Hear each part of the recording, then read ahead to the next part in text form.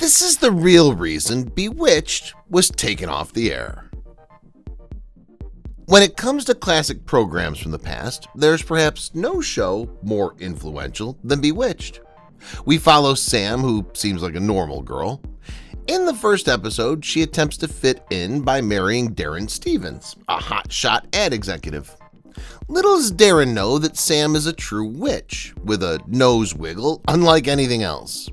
For those of you who have seen the original series, young or old, we have a cauldron full of mysteries. Let's dive right in. Tammy Grimes was supposed to play Sam. Saul Sachs, the show's creator, who had a vision, he managed to think of the whole story, and he knew the right woman for the job, Tammy Grimes.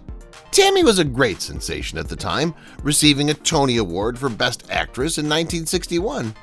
The witch was originally called Cassandra, and Tammy truly pondered taking the offer, but finally rejected. Why, you ask? She didn't agree with how the witch's powers would be used. Tammy refused the offer because Saul wouldn't relinquish his goal.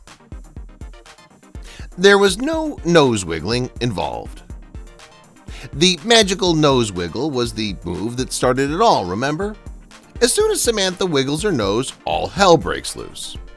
The entire show was based on these simple tricks. But did you know that it was actually just a trick? That's right. Samantha never actually wiggled her nose. It was simply a camera technique to confuse the spectators. And given the popularity Samantha had, it worked. Many people didn't believe this, but Aaron Murphy confirmed that it was a hoax. The secret of Dick York's departure.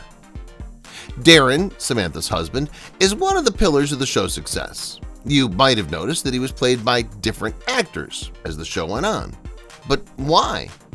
The answer lies in the fact that Dick York, the first Darren, had an old injury that he couldn't recover from. During a previous role, he injured his muscles and spine. He had a seizure while filming the Daddy Does His Thing episode and decided to stop acting altogether. Dick Sargent took over from there. More swaps. The well-placed cast is what makes Bewitched so amazing. Everybody knew their role and played it to perfection. Many fans were disappointed when Dick York was forced to quit the program, but Bewitched was about to suffer another shift. Gladys Kravitz was everyone's favorite nosy neighbor, constantly sniffing around. She was first played by Alice Pierce, but she decided to leave for a personal reason. Later on, Sandra Gould replaced her and became the best-known Gladys. Sandra had experience with big plays, so she was able to pull off this role masterfully. More roles for Lizzie. Elizabeth Montgomery was a big star. She was not only a skilled actor, but she also had the improvisation abilities and charm to portray Samantha, the renowned witch. Yet, did you know that she had more work to do on the show?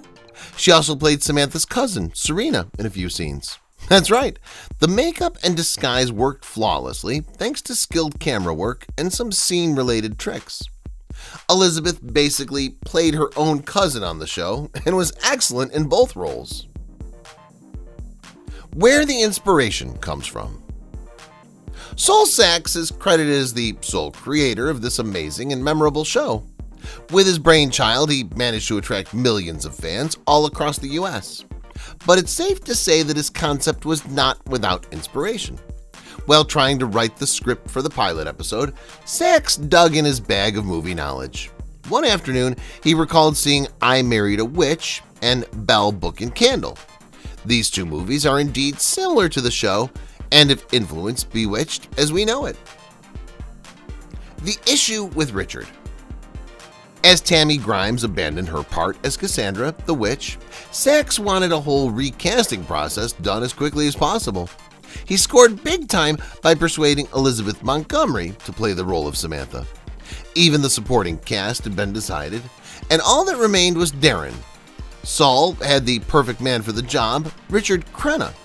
Despite his popularity and skills, Richard had just finished a movie and a show in the months before that and didn't want to act for a while because he was tired. More Darren's secrets. Credit turned the role down eventually, mostly because of fatigue and health issues. The next man in line was Dick Sargent. He was already an accomplished actor with a large CV that made everyone envy. Much to the dismay of soul sacks, he even turned the part down. They were desperate, yet they were able to give Dick York a large deal. After he started having health problems, Sargent changed his mind and decided to step in. He couldn't have chose a better time to strike. A real witch? With her role as Samantha, Elizabeth Montgomery rose to even greater fame. Because there was no social media in the 1960s and 1970s, becoming a superstar was much more difficult. Despite this setback, Elizabeth was able to establish herself quickly. What's fascinating about her is that she scarcely aged through the years. She did get a wrinkle here and there, but she stayed gorgeous until the very end. She ultimately lost a fierce battle with cancer and went away fighting. A real hero. Alice Pierce and her departure. Remember when we said Alice left for personal reasons? It was sort of true, and her co-workers were greatly fascinated by her quick departure. After some time, she opened up to her friends and confessed that she was diagnosed with terminal cancer. She found out about the diagnosis 4 months before the show started filming and still went on to give her best. After a noble fight with ovarian cancer, Alice passed away in 1966. She didn't even want to mention her condition and wanted to focus on work. Honoring her. Alice Pierce was one of the most beloved people in show business at the time. She never complained and always wanted to work with writers and directors to make her roles even better. Everyone was devastated by her death, but they quickly decided to honor her in a spectacular way. 1 year after her passing, she was awarded an Outstanding Supporting Actress Emmy Award. When this was announced, the entire room burst into a heartfelt standing ovation, paying tribute to a unique and talented woman. Lizzie made her presence felt. When other actors on the show were asked about Elizabeth Montgomery, they all emphasized her incredible determination and desire to improve. Therefore, Soul Sacks happily allowed her to suggest ideas and improvements, whatever they might be. This was the case with Tabitha, her daughter on the show. She suggested the name herself in honor to Edward Andrews, her good friend and actor himself. Because she valued their friendship so much, she decided to use the name of his daughter, a good homage. Tough times. Nowadays, we frequently hear about big paychecks being given to actors who play minor roles. While we surely love the fact that artists are getting paid, we have to note that the situation was a lot different 50 years ago. Casey Rogers revealed that the supporting actors had to pay for their costumes and bring their own clothes to the set. They actually had to work so that they could do what they loved. While it may seem crazy nowadays, paychecks were much lower then, and there was no money to go around, so they pushed through and made it. There was a baby in the mix too. When we watch a classic show like Bewitched, we often sit back, relax, and take in the plot and acting. However, when you decide to take a deeper look, secrets start revealing themselves. In the first part of the first season, you can see Samantha wearing much looser clothing than in later episodes. You ever wondered why? We have the answer. She was actually expecting a baby. Soul Sacks decided to work with this, but was prepared for her next 2 pregnancies. That's how Tabitha and Adam were added to the family. Not really acting. Aunt Clara is probably one of the best crazy aunts in the history of television.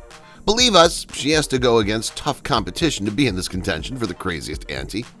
While Marion Lauren is an excellent actress, some of Aunt Clara's weird antics weren't actually acting. Just like Clara collects doorknobs and is obsessed with them, Marion does that too in real life. She had a collection of over 1,000 rare doorknobs from all historical periods. Some say she even had medieval ones. Darren versus Endora. Oh boy, we can never get enough of these two quarreling. One of the driving forces behind Bewitched was their constant bickering, which made many of us laugh and just seeing these two in the same room. While they were sworn enemies on set, Dick York and Agnes Moorehead were best friends off set. They had so much fun with their flares and back and forth bickering that they began hanging out on a regular basis. It's always enjoyable to see great artists eye to eye. Jonathan Tate. One of the favorite moments on the show was when the Tate family welcomed their son, Jonathan. Larry and Louise were so happy that you could just feel the joy dripping off of them. Unbeknownst to all of us, Jonathan was Jonathan for a reason. How so? Well, David White decided to name him that way because he has a real-life son, also named Jonathan. He raised him as a single father after his wife died during the late stages of her second pregnancy. The naming was an homage to his late wife and his boy.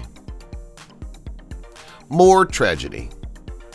David White sure had a tough life, but the tragedies don't stop with his wife passing away. Jonathan White grew up to be a successful young man, but he was on Pan Am Flight 103 when it crashed over Scotland. It was later revealed that the explosion was the result of a terrorist attack. David had a hard time dealing with his son's demise before finally having a heart attack 2 years following. The two are buried side by side at Hollywood Forever Cemetery and are forever together. Agnes disapproves. Agnes Moorehead was one of the most outgoing characters on site. She was often cracking jokes and, as previously said, was close friends with Dick York. She was distraught when he had that seizure and had to retire. She was not delighted when Dick Sargent took his position. She believed that no one could ever replace York and his enormous acting skills. She eventually grew to admire Dick and his strange sense of humor. They became buddies, which drove their rivalry on the program even more. A private life. Despite her celebrity, Elizabeth Montgomery kept a very secluded existence. Her two closest friends and family were the only people who knew what was going on in her life. When she died, her age was given as 57. To the amazement of everyone who admired her art, this was untrue. She was, in reality, 62 years old. The obituary also indicated that she was unmarried, which was incorrect as well. To the amazement of admirers, she married Robert Foxworth a few years before her death. Nobody had any idea who she was. Tabitha times 2. Did you realize there were two Tabithas? Aaron and Diane Murphy, fraternal twins, portrayed her at the same time. As we all know, Aaron rose to fame, whilst Diane chose a more secluded existence. Have you ever pondered why this is so? Because to child labor rules, a child cannot work full-time in any industry, including movies and other types of art. As a result, whenever you see a youngster on TV or in a movie, there's a chance that he or she isn't really he or she. There's almost always a twin involved. What's Aaron up to nowadays? Bewitched served as a springboard for Aaron Murphy's career. She opted to perform largely advertisements when she was still a child till she was older. Larger dreams were dashed when she married at the age of 21. She taught acting at her ranch in Arizona from then on. Aaron returned to Los Angeles after her divorce and started her own business. She has two businesses, one that sells alpaca knitwear and another that distributes vodka martini ice pops to almost half the globe. Slim chillers, gentlemen. April 4th, 1968. In the 1960s, race was still a contentious topic in America. While segregation had ended, many individuals were still opposed to all races being treated equally. Despite the fact that the cast was nearly all white, the play was cut short on April 4th, 1968, when Dr. Martin Luther King Jr. was slain. The devastating news was revealed on a Bewitched episode. This act increased the show's popularity among minorities, giving them hope that there are still individuals who believe in equality. This is a genuinely famous maneuver. Puffing was a big deal. We often hear about cigarettes being harmful to our health and the development of our organisms. This was not always the case. In the 1960s, smoking was seen to be safe, and most people perceived it as a sign of prosperity. Erin Murphy was perplexed by the fact that everyone on set smoked. Despite her parents' warnings that smoking was bad for her health, Dick York, for example, smoked up to 3 packs of cigarettes a day, which was absurd even back then. It's a positive thing that individuals are more educated and have more information. A curse or just tobacco. Despite the fact that practically everyone on the show smoked, there is an odd reality. Many of the program's cast members died of cancer. The majority of them were not even of legal drinking age. Cancer claimed the lives of Alice Pierce, Paul Lynde, Dick York, Dick Sargent, and Elizabeth Montgomery. Except for Lizzie, everyone was under the age of 65. which is considered old enough to accept cancer as a given. Many fans believe that this is a curse placed on by practicing witchcraft in order to make Samantha a more realistic witch. Yikes. Not having fun anymore. Montgomery was the driving force behind the success of the program. The concert was a great success because of her hard work, charisma, and pizzazz. Yet she was becoming more irritated by the frequent bother. Following the 5th season, she met with Soul Sax and announced her desire to leave. To keep the show from breaking apart, Soul promised her more money than she ever imagined. Despite the large salary she got, Lizzie was clearly exhausted and began mailing it in for the final 3 seasons. Progressiveness. Even though the 1960s were a difficult period for equality, Bewitched stood out from the crowd. They not only disrupted the showing of an episode dedicated to Martin Luther King Jr., but they also advocated for women's rights. Elizabeth Montgomery stopped wearing a bra during shooting sessions to support the women's freedom movement. Everyone in the cast backed her up and expressed their love for her. While it may seem trivial today, it was unheard of back then. Amazing. A true bond. The friendship between Samantha and Tabitha behind the scenes piqued the interest of many admirers. Despite her tight relationship with her parents, Tabitha spent a lot of time on set with Elizabeth Montgomery. Since they had so much time together, they formed a mother-daughter relationship that helped Erin Murphy evolve into a lovely young lady. Elizabeth taught her many things and treated her as if she were her own kid. Erin was very close to Agnes Moorehead, and the females on the program were like one big happy family. What happened? Bewitched, like many other programs, had a sudden finish. Many fans assumed that the cause was poor ratings, although this was not the case. The program was revived for 2 more seasons in 1972, but it ended up breaking apart because Elizabeth Montgomery was having marital problems. She couldn't hold her thoughts together and divorced a year after the program was canceled. The poor lady. Off to a rough start. If you thought Elizabeth's soul struggle was towards the conclusion of the episode, you were definitely mistaken. She had to cope with a tremendous amount of tragedy at the start of the shooting process. Since John F. Kennedy was a friend and close companion, she was grieved when she learned of his assassination. This had a toll on her mental health, and she found it difficult to concentrate on her acting. She was only able to continue performing and shooting after obtaining encouragement from Soul Sax and the rest of the team. Getting hammered. Drinking was one of the most prevalent activities that characters like Samantha, Darren, and others engaged in throughout the story. In the 1960s, drinking was widespread, and the writers intended for Samantha to be a stand-in for the stereotypical 1960s housewife, of course with a magic twist. Nothing was phony on the set of Bewitched. In contrast to the majority of modern productions, which utilize mock cocktails, every drink was made with actual alcohol, and there have been allegations that the performers often became drunk while filming. They even had to stop recording sometimes in order to wait for everyone to come to their senses. It must have been really frightening, while also being really funny at the same time. Rumors swirling around. We've previously discussed the odd happenings that have been encircling the actors and actresses. The premature death of Dick Sargent was the subject of one of the most prominent conspiracies that circulated at the time. Dick kept his sexual orientation a secret from his family, friends, and co-workers during the 1970s, when equality was not yet widely accepted as a standard in society. The majority of people had the opinion that he had passed away from difficulties stemming from AIDS due to the stories that circulated about him. On the other hand, it found out that that wasn't true, and that Dick had indeed passed away from prostate cancer. Poor man. Things would be a lot simpler now if they'd been different. It doesn't make sense. As was noted before, Elizabeth Montgomery was really expecting a child when the movie was set. The fact that she was pregnant with her first child during those first few months was kept a secret from the audience. But Tabitha and her younger brother were brought into the story since Elizabeth was pregnant at the time. This was the reason for their inclusion in the tale.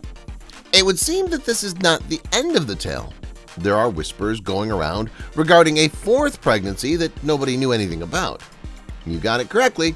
Samantha was no longer able to get pregnant after the birth of her second child, but some viewers believe that Elizabeth is concealing the fact that she had a fourth child. Crazy. Narration. I'll let you in on a little secret that you probably weren't aware of. If you remember correctly, the show's first few episodes all include a narrator in some capacity. Did you know that there was an original plan that didn't go as planned? He walks us through the affairs, but did you know that there was an early plan? It's true that Elizabeth's dad was at one point considered for the role of host of the program, but he ultimately decided against accepting the offer since he wasn't interested in the role.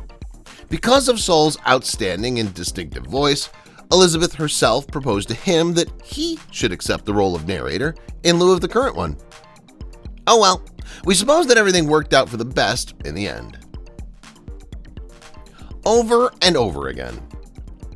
While viewing the latter seasons, you could have the feeling that you're reliving a previous experience since it seems so familiar. Even after rewinding the episode, you can't shake the feeling that something is off and that you've heard parts of the speech before in another context. If you had a similar experience, you shouldn't be embarrassed since you're not the only one who did. A significant portion of Dick York's first lines were repurposed and handed to Dick Sargent to use, in order to provide the impression that the audience is acquainted with the show's setting and tone. More than 10 scenes were reproduced word for word. Who would have anticipated this result? Can't do it anymore. Simply put, Elizabeth Montgomery was exhausted from her acting career. This is something that's previously been mentioned, but she came very close to finding a successor. We spent a lot of time and effort doing research and looking for hints, but we were unable to uncover any information that pointed to a particular identity. After considering just that one actress for the role, Sol Sachs and other producers finally decided to terminate the production since she turned them down. They were well aware of how difficult it would be to find the suitable replacement for Elizabeth, so they decided against taking any chances that may result in financial losses or decline in their ratings.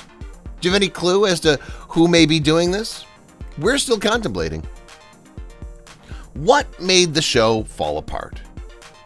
Everyone realized that something was off when Lizzie began mailing in her performances during the last few seasons of the show. Everyone, including fans, co-workers, and other people, were curious about the genuine cause. Once the program was canceled and there was no longer any need to withhold the information, it became clear that personal issues were the primary cause of the show's overall lack of success. Elizabeth's marriage to William Asher, who was the show's executive producer, was experiencing difficulties at the time. Their falling out was the one factor that eliminated any possibility of a future for the show Bewitched. No words to say. The very memorable and peppy theme tune is one that everyone can sing along to. There are still some individuals who use it as their ringtone. On the other hand, not many people are aware that it once had words. After arguing back and forth about it, Sol Sachs and the producers finally agreed to just utilize the instrumental version of the song. They reasoned that if the theme song was simple and easy to learn, then people would have a much easier time remembering the name of the program. They came to the conclusion that it would be simpler to memorize the melody, so they went with that option. You may claim that it was a wise decision on your part to pursue that route. Who sang it? The words of the original song were composed in such a way that they were sung from the point of view of Samantha's adored husband, Darren. This was a groundbreaking achievement in the entertainment industry, as it was previously standard practice for the main characters to perform their theme tunes. William Asher, in conjunction with Sol Sachs, was the one who was responsible for these advancements. Everyone refers to him as the father of the comedy, and there's a good reason for that moniker. In terms of sitcoms and television in general, he was the only person responsible for the introduction of behaviors that are today seen as regular and nothing out of the ordinary. A gift for the ages. Agnes Moorehead was everyone's favorite obnoxious granny, and she was the type of person who people either loved to hate or hated to love. In any case, she was the focus of the program and managed to win over the affections of a large number of people, including Elizabeth. You may recall that during the whole presentation, she wore a brooch in the shape of a starburst. Samantha never failed to make a remark or joke about it while she was away from the set. Agnes bequeathed the brooch to Elizabeth in her will when she died away in 1974. She gave it to Lizzie, despite the fact that it was one of her most valuable belongings, since she felt that she deserved it more than anybody else. An incredible honor.